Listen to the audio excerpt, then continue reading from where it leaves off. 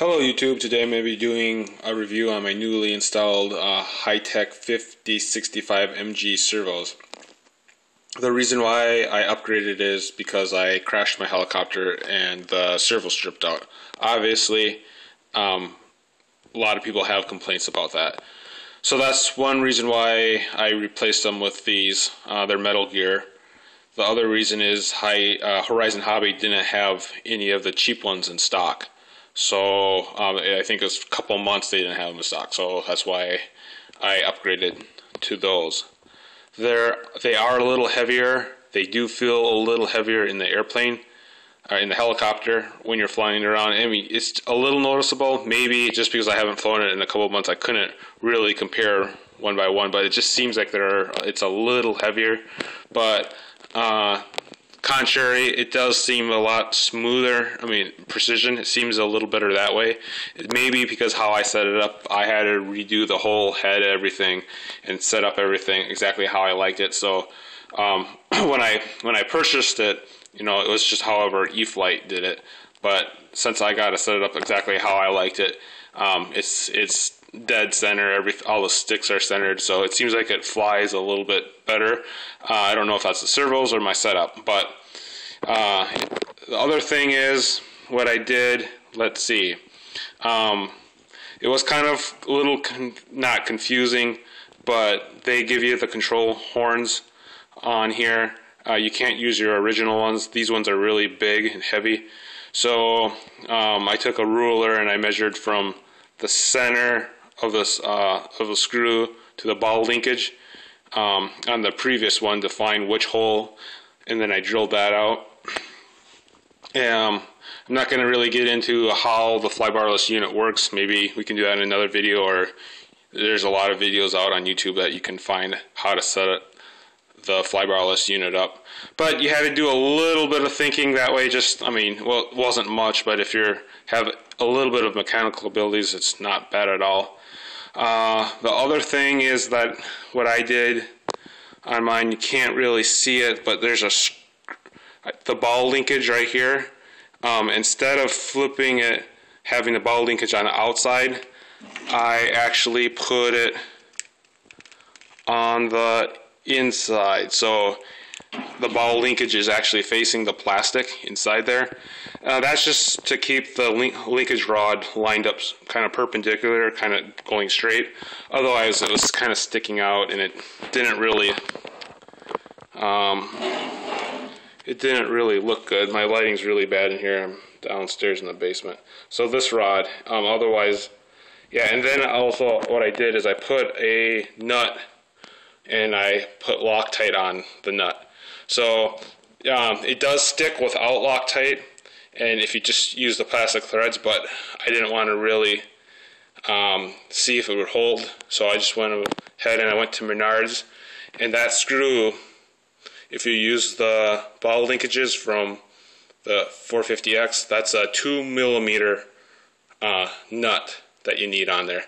I didn't know. I had to go look and try them out to see which one it was, but yeah, it's 2mm, so that helps out.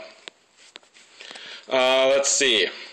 So the setup was, you know, it took a little time. This was my first time setting up a flybarless unit. I could have, if I would have got the standard servos, all I would have had to done is stick them in, and everything was pre-programmed for those servos.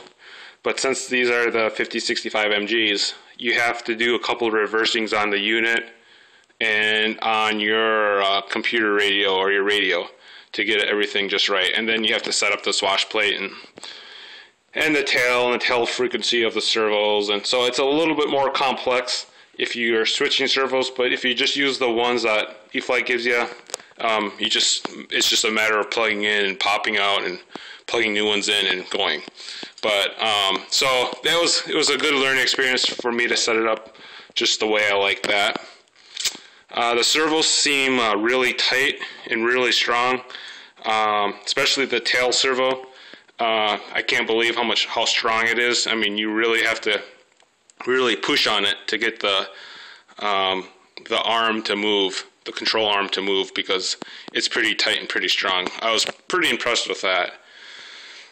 Yeah, I got these servos just from my local hobby shop. They're $29.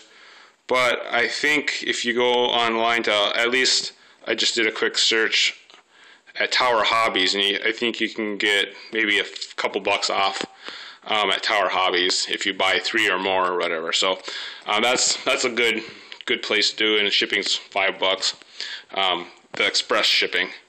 The other thing I kind of wanted to draw your guys' draw your guys' attention to is the tail servo. Now this is the high-tech HS-5063MGs. Now you have to set your frequency in your flybarless unit so it's set up just right. But I was reading on here on the unit, you probably can't see it, but it says, note, if you need high-tech gyro HG-5000 using the servo as the HS-5083 working with, it only works with a certain gyro.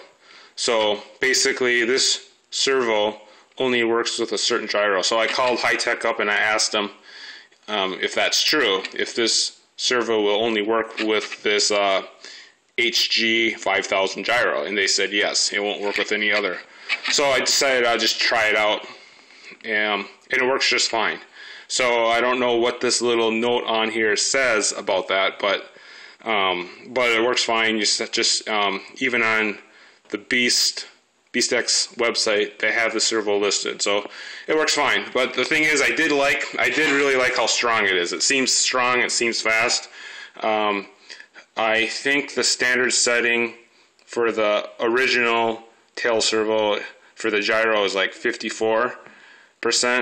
I was doing some high-speed flybys, and the tail was fluttering, so I turned it down a little bit, and it seems just fine now. Other than that, I do like the servos. I think I'm glad I changed them out. I do a lot of hard flying, hard collective pitch management, collective pitch stuff, so I'm glad I had these newer servos in now, just in case the plastic nylon gears broke. It's not, the helicopter's not going to go flying in the crowd. So that's just a nice peace of mind having that. The setup was relatively easy. You just have to do a little thinking on yourself. It's not just pop in, pop out.